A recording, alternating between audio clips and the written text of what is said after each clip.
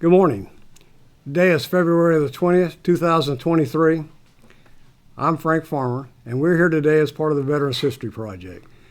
This is a project authorized by Congress and administered by the Library of Congress. The objective is to record and video the stories of as many as possible of those veterans from World War II to the present. The Library of Congress archives these videos and makes them available to the public, both in person and online. In addition, the library also encourages local venues, such as historical societies and museums, like the one we're in today, the New Smyrna Museum of History, to keep these and make them available to the local population. Today we have with us a veteran of one of the most prestigious Army units in the United States Army. That is the 3rd Infantry Regiment. The 3rd Infantry Regiment has the responsibility of guarding the Tomb of the Unknown Soldier, conducting burials at Arlington National Cemetery, providing escorts, caissons. In addition, it also has the Army Precision Drill Team. This is the only unit in the Army that's authorized to march with fixed bayonets, and they perform their precision drills with fixed bayonets. And it's quite a sight to see soldiers marching by with fixed bayonets, rifles flying by their heads merely inches away.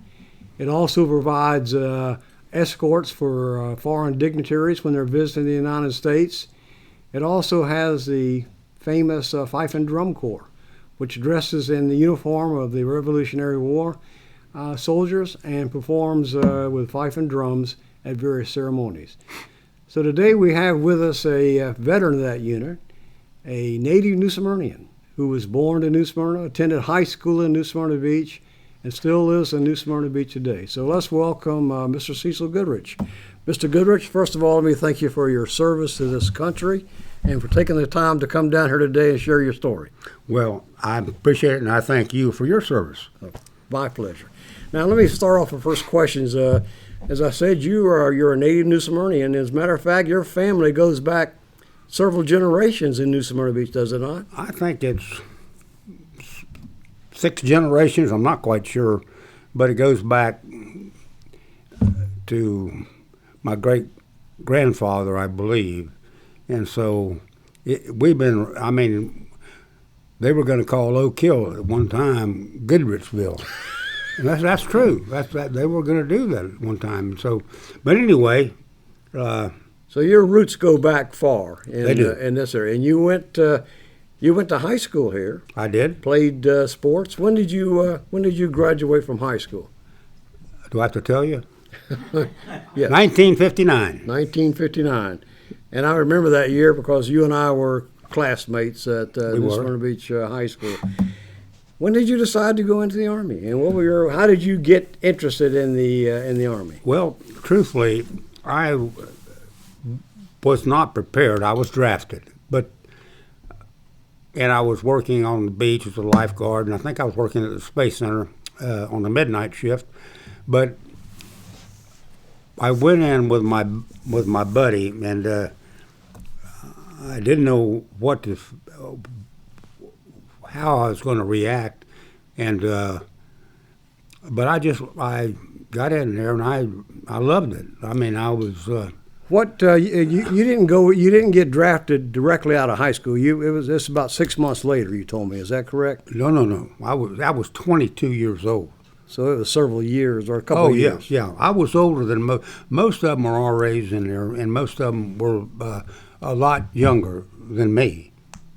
If you were 22, that would have been about 1962, 63 that you were drafted. And the reason I mentioned that was before the Vietnam War really got heated up. It was at the beginning of Vietnam. So Vietnam did not affect you very much at that time. No. But when I was mustering out or getting out, I don't know if I felt guilty about getting out. I knew this. Of course, I didn't know what was going to happen in Vietnam. Nobody did at that time. And then, I remember one young guy coming up and in tears, and he, I don't know, maybe I was older or whatever, and he was afraid to go to Vietnam, And it was, I just remember the kid, and it just, I had to just turn away. I was like, I was, I was getting tears in my eyes, So that was later in your enlistment. Oh yeah, that was at the end. Okay. Then where did you go to? When you got drafted, you said it was you were 22. Where did you go for basic school? I went to Fort Gordon, Georgia, for my basic, and then AIT. I was at Fort Jackson. What do you remember about basic training and what in your advanced training? You have any memories of that, either good or bad? Well, no, I do. I just I was once again, it's hard to explain, but I was probably the most gung ho soldier that was ever there, because if I wasn't first in something, I'd be very disappointed. I mean, I was the first one up. I mean, I was a strike outfit. I prided myself in my uniform and things like that. So then I went to AIT, and there I met several sergeants that really took a liking to me and helped me decide on, because I had my orders cut for Germany, and they pulled me out of the ranks along with a couple other people, gentlemen as I remember, and had us march. And the next thing I knew, they said that you're going to be going to Washington, D.C.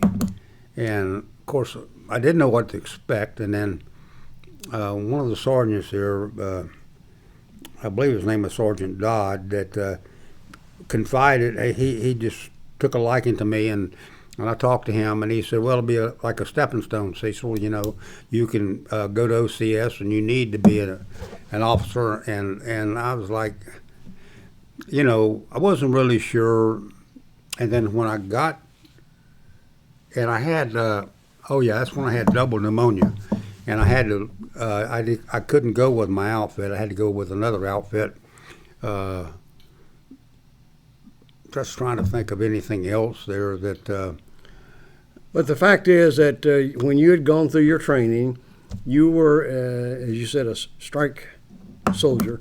That term means up to standards, above standards. Above standards. Above standards. Okay. Above standards. Above right. standards. Okay. And so your NCOs, your officers, noticed that. Oh, yeah. And they had come to you, singled you out, and told you that you were going to join. You were going to Washington, D.C., and you were going to join the 3rd Infantry Regiment, nicknamed the Old Guard. Correct. As I said in the introduction, that's the unit that's given the responsibility of guarding the tomb of the unknown soldier, escorting burials, conducting burials in Arlington National Cemetery.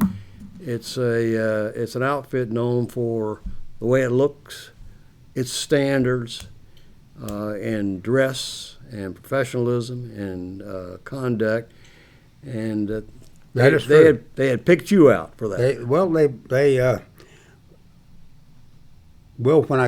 Can I talk about the honor guard now, or we'll get to that. I'm going to ask you some questions about the honor guard.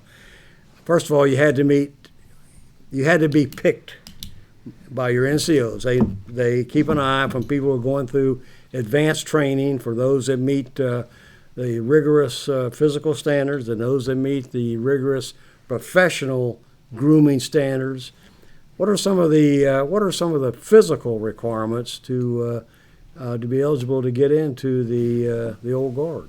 Well, as I remember, you had PT, and you had to do so many push-ups, sit-ups, run. I can't remember if it was a mile, at least a mile, maybe 2 miles. That was part of the.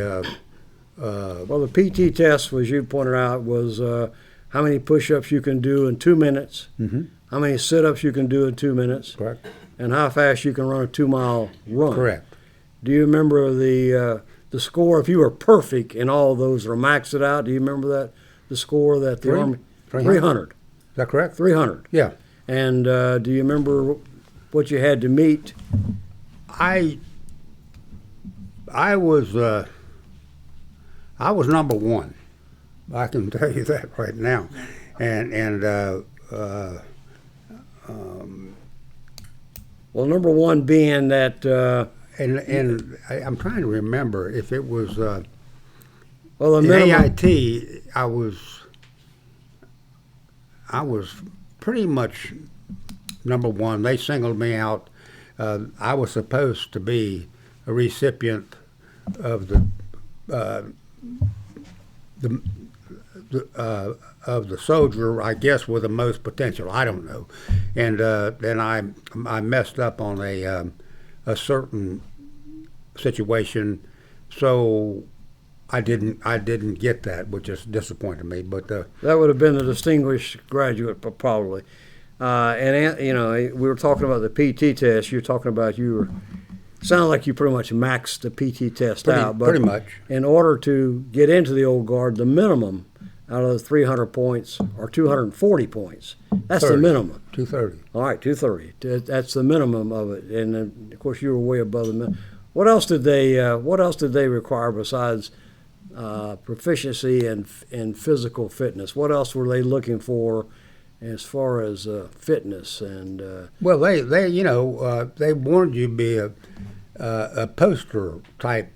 That's not that I am, but they wanted individuals, because when I first got there, I saw all these guys in the forget what they call that inside the where you muster or whatever, and I saw these guys, and I think it was the rifle team that I saw first, and I'll tell you what, I was mesmerized. And seeing these guys in person when I just got there, and how sharp they looked, and how they carried themselves. I mean, it was an eye opener for me, And I was thinking, gosh, I got to compete with these guys. Holy mackerel! But you do what you got to do, and I was able to stay. At that time, it was Company E. We had companies A, B, C, D, and E. And E is the one that wore the tab that said Honor Guard. And can I go into this story? Sure. And so when I first got to Arlington, they keep you in Company E to see if you're good enough to stay there. That's about the best way I can put it. And so they have a period in where you're being graded to see if you're going to correct remain correct there. Correct. Right. And then this is so funny, but I was playing ping pong. Believe it or not, with Sergeant Holder. He was the sergeant of the rifle team, and I beat him, and he was impressed by that, I think. I don't know. And then he said to me, "You want to stay here in this company?" And I said, "I do." He said, "You're too short." I said, "Well, I can do something about that." So I got triple sole shoes, and you got triple sole shoes. Yeah, triple sole. Yeah. Now, for the benefit of the viewer, when you said you're too short, let me clarify that and ask you a question. There are various platoons that we're going to talk about in a minute of the old guard. There's one platoon that supplies the soldiers who guard the Tomb of the Unknown Soldier. Correct. There's another platoon that provides the escorts that escort the caskets and the burial. There's another platoon that rides the horses. Caisson. So the caisson platoon. But the platoon that guards is probably the best known, that platoon that guards the Tomb of the Unknown Soldier. They do have a height requirement that you have to meet that you don't have to meet in the other platoons. And what you're telling me is that you didn't quite meet that height requirement. So you mean to walk the tomb? So walk the tomb. No, that was another story. That's what I really wanted to do, was walk the tomb. But unfortunately, Sergeant Elder, not Holder, but Sergeant Elder of the Tomb Guards, he said, you know, you're a sharp soldier, one of the sharpest I've ever seen. He said, but your legs are too short. And he said, you know, and I tried it. So how tall were you then? 5'9" 1/4". And what were their height requirements to a guard? At that time, I was thinking 5'11". I know now it's 5'10", but I think it was 5'11", because I could have made 5'10", you know. But because when you come out or when you're marching or whatever, you know, those your camps and all have got to be same. And more importantly, when you're marching, like at the inaugural that I was in for Johnson, the weapons, the bayonets or whatever we had on top, they all got to be just in line. And of course, me being the shortest I am, and instead of carrying your weapon, I had to hold my arm up like this so it would align with the rest of them, because I was the shortest guy there. So in the inaugural, so I think I was the shortest guy there, but I was the shortest guy they ever took in at Company E, which wore the tab, which is where I wanted to be. So you were there with the old guard, but you were not tall enough, or you were a little short, to be in the platoon that guarded the Tomb of the Unknown Soldier. So Correct. you tried to build your shoes up to meet that requirement, but you didn't. Yes. Even building your shoes up. Yeah, I built them up to no, triple sole was what I had, and I thought I really thought I could do it, but I just wasn't tall enough. I mastered the rifle pretty much and what you're supposed to do, and that was one of the reasons they saw me as I was doing extra things, and as far as my weapon is concerned, and that's one of the reasons why I probably stayed in Company E, which is the honor guard, best I can remember. All right. So you were not in the platoon that guarded the Tomb of the Unknown Soldier. You told me before the interview that you were in the escort platoon. That's the platoon that provides the guards or the escorts for the caskets on the caissons that are. I was on the casket bearing team, so the folding the flags. And we handled arrivals and departures of various heads of states from all over the world. Who they were now, I couldn't tell you. But and I remember Breezer and McNamara. I believe I carried the colors for one of those two gentlemen at that time, and I don't know why I was selected to do that. I don't remember why. But you know, the whole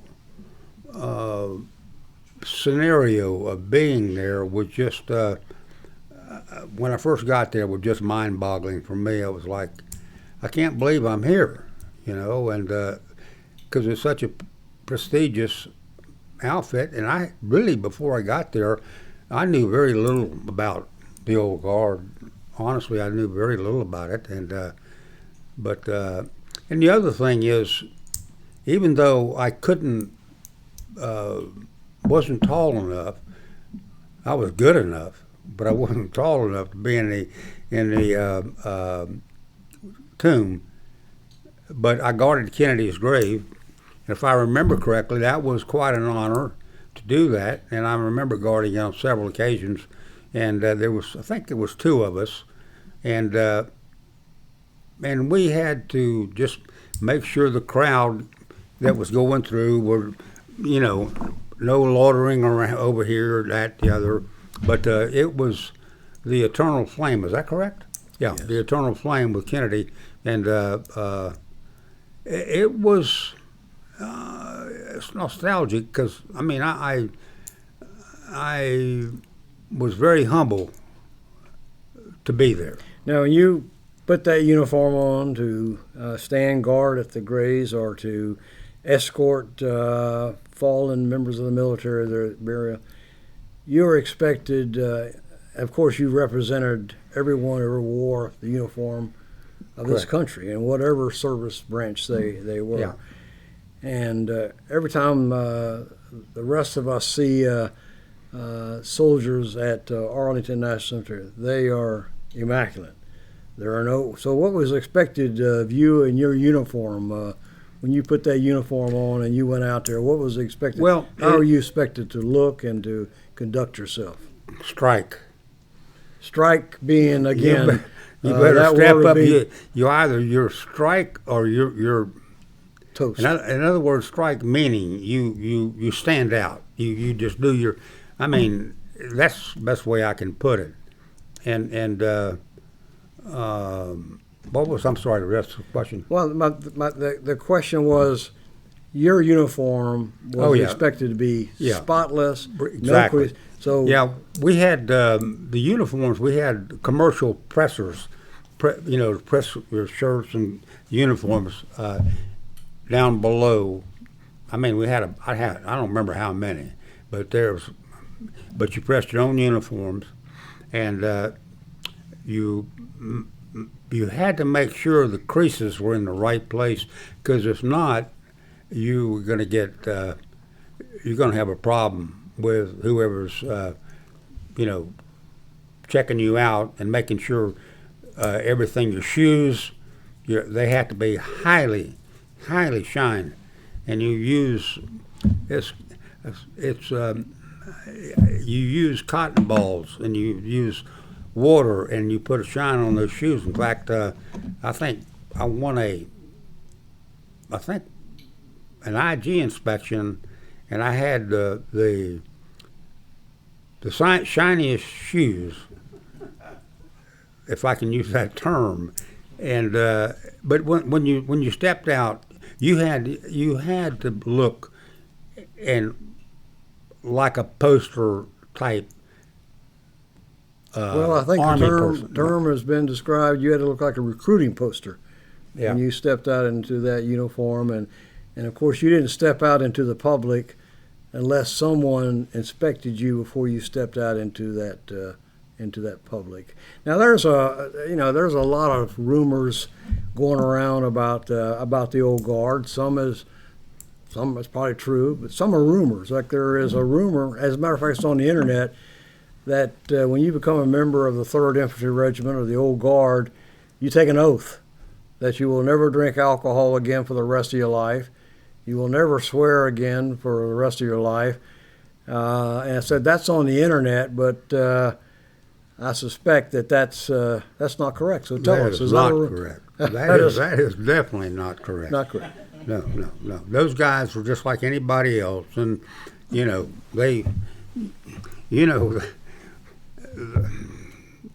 sometimes some of them would have.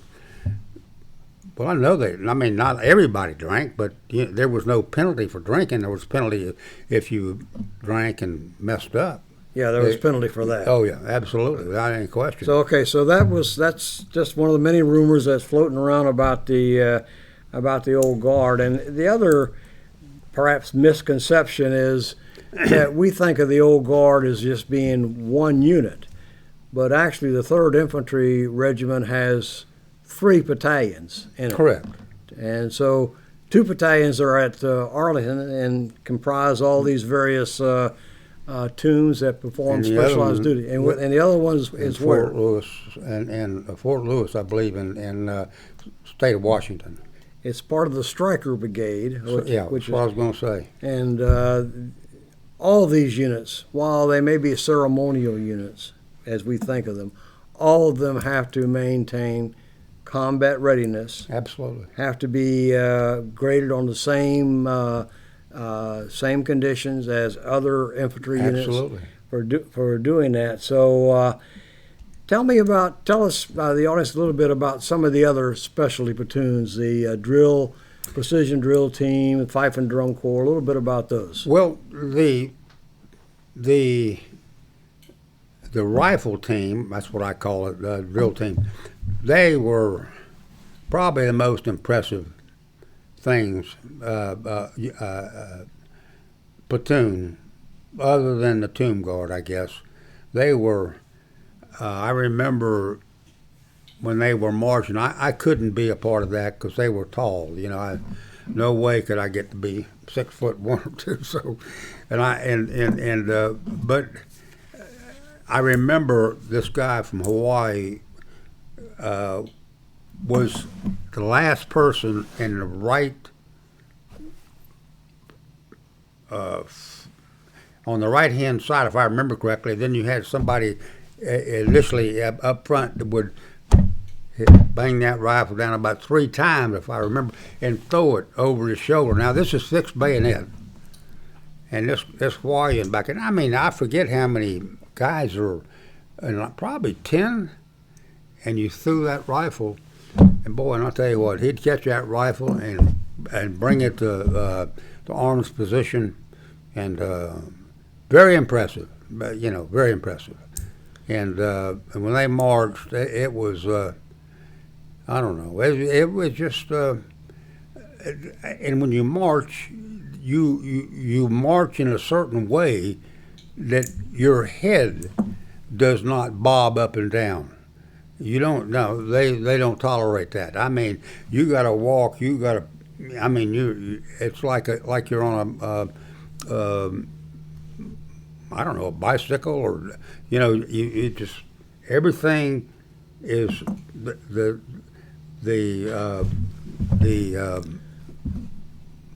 trying to remember now. The silhouette of the soldiers when they march does not change. It stays the same. As you said, you taught to march not with your head bobbing up and down, your head straight. Yeah. And you keep that so it is a symmetry that occurs during that period of time. Now, tell us a little bit. Again, you've talked about the tomb guards. We all know about the tomb guards. Tomb guards had a special set routine when they guard the tomb. Correct. So they march a certain distance. They march. Tell us about what the routine is. Well, as I remember correctly, they march when they get to their station. They march 21 steps to the south on a mat. It's a black mat, I believe. And when they march, they pass by the tomb itself. And when they get to the end of 21 steps, as I remember, they turn to the east and count 21 seconds. They're facing the tomb at that point. Yeah, and they count 21 seconds again, and then they turn back north and march 21 steps back to the north, and therefore they're at the original position they started from. And what else was I going to say about that? Well, then they do an about face and they begin the routine again. Again, yes. Now, most of us have seen the changing of the guard, where the guard is inspected by the sergeant of the guard, and they begin their routine. So tell us, how long is a tour of duty for that guard marching into? How long at one time does one guard stay there? Half an hour. An hour? Yeah. In the summer? In the summer, yes. And then in the winter, it's a little longer. It's an hour, I believe. Yes, it's an hour in the winter. And at night, if it's 2 hours, if there's nothing going on. Yeah, when the cemetery is closed, I think you're right, it's 2 hours. Correct. there. And of course, every time they have that shift, half hour in the summer, hour in the winter, they have an inspection. The sergeant of guard inspects the guard before he begins his tour. Oh yeah. Grabs the rifle. Do you remember what they did with their gloves in order to help them? Yes, they had their gloves were put water on them so they wouldn't lose or the rifle slip out of their hands. Best I remember. You ever see someone drop a rifle? I believe, I'm trying to remember, Frank. I'm sure I have. I was looking at a video the other night about this one guy who was in a tomb. He dropped his rifle. That's the first time it's ever been done. And Well, it occasionally happens, and Yeah, people we're all again human. have rumors about what happens, and the fact is that you pick up your rifle and you come to attention, and you continue the routine. I would say that's correct. That's what That's correct. that's And what- when you're checked out by your inspecting officer, I mean, he checks you out. And like this one guy that got disciplined, I mean, his rifle was dirty. And so therefore, I think he was sent back to the barracks. And I'm not sure what happened to him after that. I don't know. So again, you're expected to achieve that level of perfection Absolutely. and to carry. Absolutely. Now, do you remember how many funerals are conducted each day at Arlington? About 25, So every day there's 25 approximately, yeah. that are. Yeah. The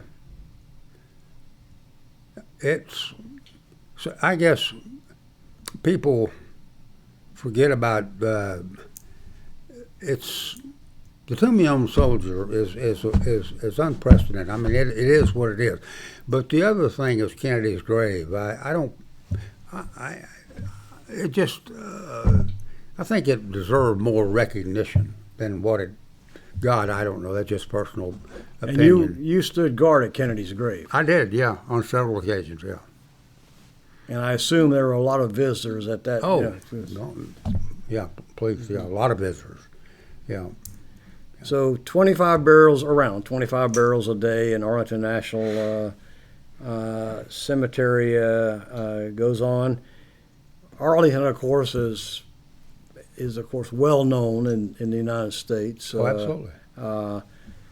Do you know much about the history of Arlington, or Well, how it came to be the National Cemetery? All I remember is that it was at one time George Washington's, I believe, and he left it to his daughter, and then she subsequently married General Lee. Right. And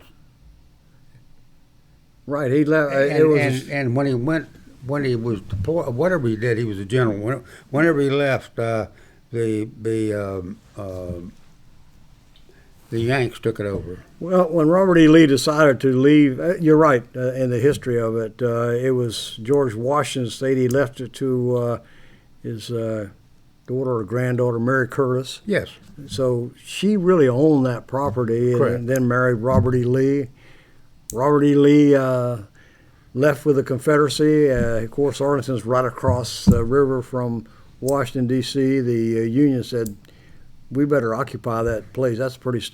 So they moved in, and then, of course, one of the commanding Union generals, a man by the name of Meigs, M-E-I-G-S, which ironically was a native Georgian who stayed with the Union, and he was in charge of burying the Union dead, and it had gotten so many Union dead.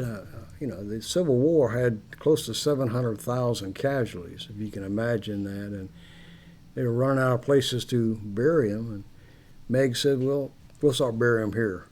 And they started burying them at Arlington, and that became Arlington National Cemetery. Correct. Interesting, Robert E. Lee's ancestors later sued and said, that's our property, and there was a settlement, but of course they weren't going to dig up all the graves, and so it remains. No. It remains the #1 national cemetery in the United States today. So let me ask you about another. I said previously that the Old Guard was a regular infantry outfit, Correct. has seen combat. Do you know much about the history of the of the old guard, the 3rd Infantry Regiment, as far as the Civil War or any other wars? Well, I know that we were big in the Civil War, and I know that, let me think here. Well, you're right. They were big in the Civil War. There were 3 or 4 people from the old guard that were very distinguished, as I remember, and the last one was from Vietnam, and I can't remember. Well, you're right in that there were several notable people that belonged to the old guard. Zachary Taylor. Yeah, that's correct. That was there. The people don't realize this, but the old guard, that regiment, has had 4 Medal of Honor winners. Medal of Honor being the highest medal that the military gives for bravery. And you're right. You pointed out the last was in Vietnam, 1968. A member of the old guard was killed and posthumously awarded the Congressional Medal of Honor. So, are you aware there's a movie made about the old guard? Yes, Gardens of Stone. Do you remember? Did you see that movie? I can't remember. I don't think I've seen it, but I'm going to make it I'm going to make it a purpose to see the movie. Well, it was made in 1968. It starred James Caan and James Earl Brown. Mm-hmm. It was made, as I said, in '68. It's a story it's not an anti-war story, but it's kind of a story told from the perspective of members of the old guard here in the States in the war in Vietnam, and culminated with one of their members being awarded the Congressional Medal of Honor that you've mentioned. So take a look at that movie. It will probably bring some tears about that. What else do you remember fondly about being a member of the old guard? Well, let me think here. I don't know. I just when I first got there, when I was able to come home or do something else, I'd wear that uniform, and boy, I would probably just strut right through the airport, because I thought I was somebody, And I was proud. I was proud of my uniform, and I was proud of what I was doing. So I just, it was a privilege to be there, and I'm still humbled by it, and I'm humbled by this interview with you because I never really expected anything like this in my lifetime. So, but anyway. Well, that's great. Well, you have every right to be proud and of. Well, I was the shortest person that was ever in the honor guard at that time, and definitely the shortest person that ever took in Company E, which wore the tab and which handled the more delicate scenarios of different heads of states that would come to the cemetery, and especially, I guess, we did ceremonies at the Pentagon. Fredericksburg. They would put us in a bus, and you might be in that bus for 2 hours. You didn't sit down. There was no sitting down. Those uniforms better not have a crease in them, other than what. You stood up on the bus for 2 hours or wherever you were going? Yeah. To avoid getting a crease? Just doing nothing. Just absolutely not doing anything. Just, as I remember, I mean, you're not at attention or parade dress or anything like that, but I mean, you had to stand because they didn't want that uniform any more creases than what it should be. So It was a lot of hurry up and wait, but that's typical of army, or any service, I guess. Hurry up and wait, but we did a lot of things. I remember going to Fredericksburg several times. Uh, uh, because of the area we were in or what it represented. So, anyway, So, as far as you knew, you were the shortest member of the old guard of that, or the Third Regiment, or the two battalions that were stationed in Washington D.C. Is that right? I would probably say yes. We ought to look at the Guinness Book of Records and see if we can get you in the record book for being the shortest member of the old guard. I'm sure that's gone away by now. They got different. Just by looking at some of the things I looked at, there are certain things they've changed. I'm sure for the better. I don't remember exactly what they are, but times change, and like you go from 5'10" to get in the honor guard. I mean, to get in the tomb. Back then, I thought it was 5'11", but it may not have been. But I just couldn't quite get there. So, and now, of course, they do have female members. 5'8", and their requirements a little shorter, usually 5'8", and they have several female. Members of the platoon that guards the tomb, that yes, marches with that particular march. But at that time there were no women. I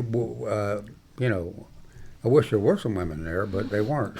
So I'm just kidding. But anyway, I understand now that the women are there and they do a great job. Yes, they do. I've seen them. They do a great job. March, and one of them was the sergeant of the guard that did the inspecting, and so it was kind of unique to see a woman sergeant of the guard inspecting a woman PFC that was getting ready to march the mat. That was pretty inspiring. Now I've seen that, by the way. So you got out of the military, came back home, and here you are now in New Smyrna Beach a number of years later, and you had a brother who did serve in Vietnam, correct? Yeah, my brother Art Goodrich. He served 2 tours over in Vietnam, and came back very disappointed in the reception that they got. The soldiers there, they just were not treated with respect when they got home, as far as I'm concerned.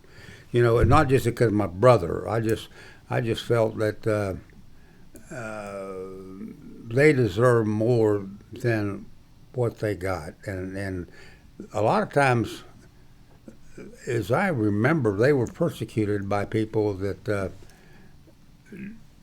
did not believe in the Vietnam War. And the Vietnam War, in my opinion, should have been addressed a little differently, in the respect that I'm not a warmonger, but I just Well, I was going to ask you that. You've partially answered the last question I was going to ask you about.